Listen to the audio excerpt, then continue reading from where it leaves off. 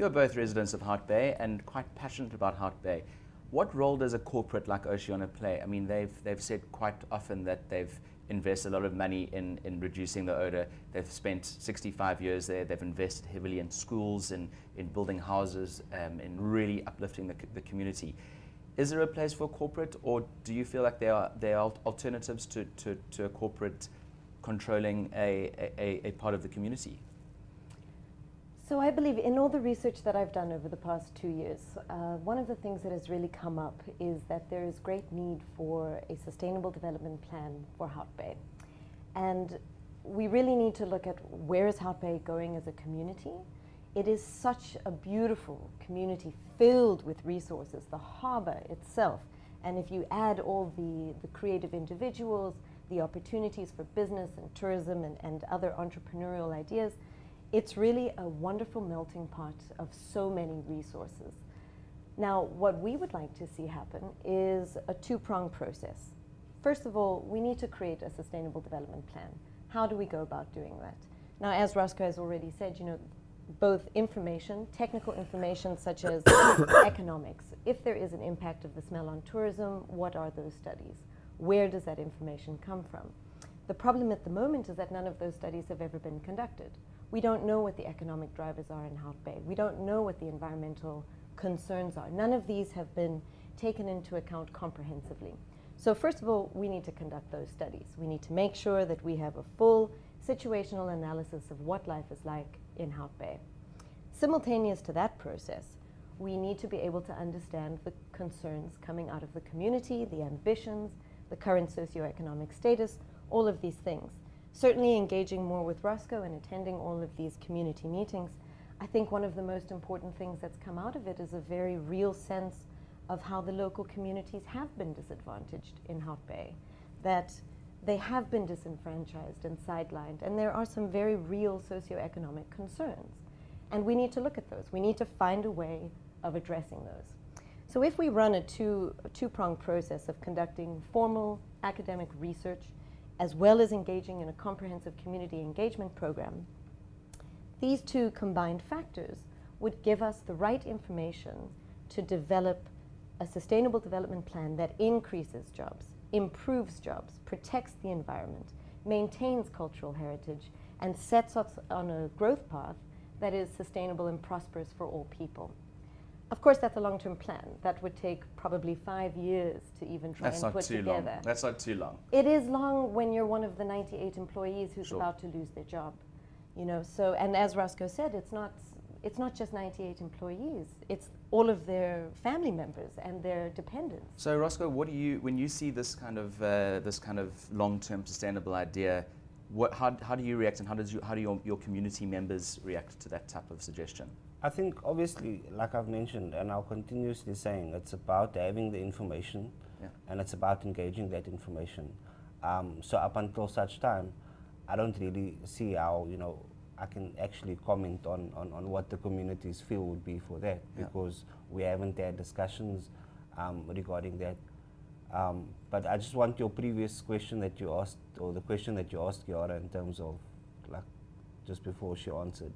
In terms of a corporate really giving a lot over 65 years, can you see Hout Bay without Oceana, or is it an essential part of the fabric of the fishing village?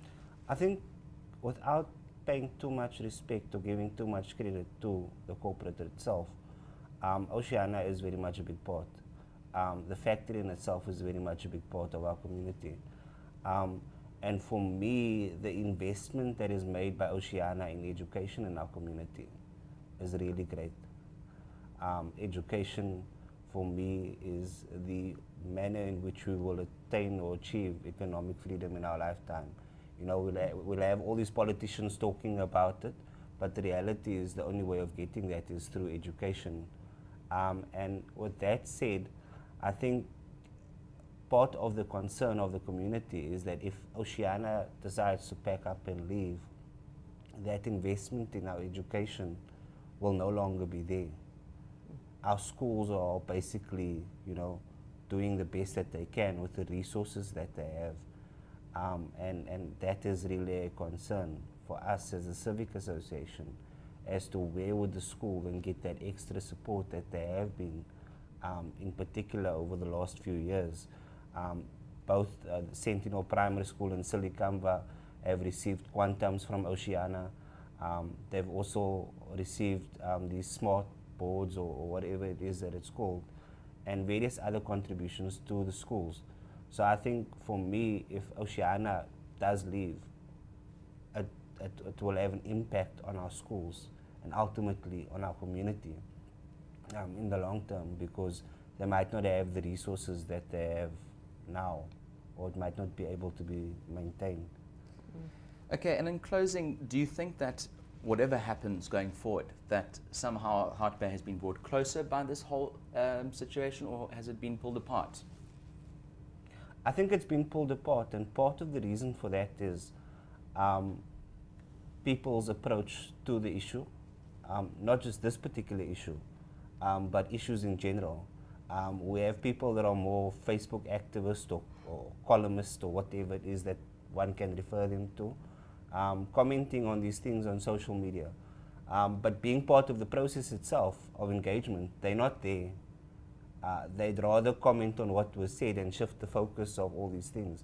So I think for us really to be working together, we would need to sit around the table and actually work together instead of making all these comments on Facebook and trying to attack the person rather than the actual issue. So for us, it's about the issue and not the people that are involved or who the people are that are involved. Kiara? I think it's caused a bit of both. I think the initial reaction to this caused a lot of division and tension within the community, and certainly statements like COSATU's that made it an issue of race caused further division. I do think, however, that it's an incredible opportunity for people to come together.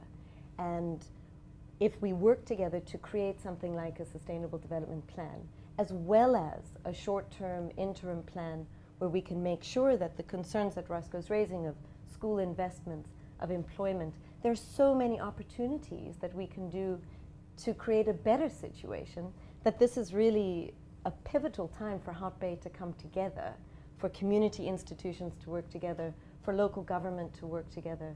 So while it may be a difficult time right now, I think it's setting us on a path of working together, of building unity, and I certainly look forward to seeing that process unfold further. Thank you so much for your time. Thank Thanks you. for having us.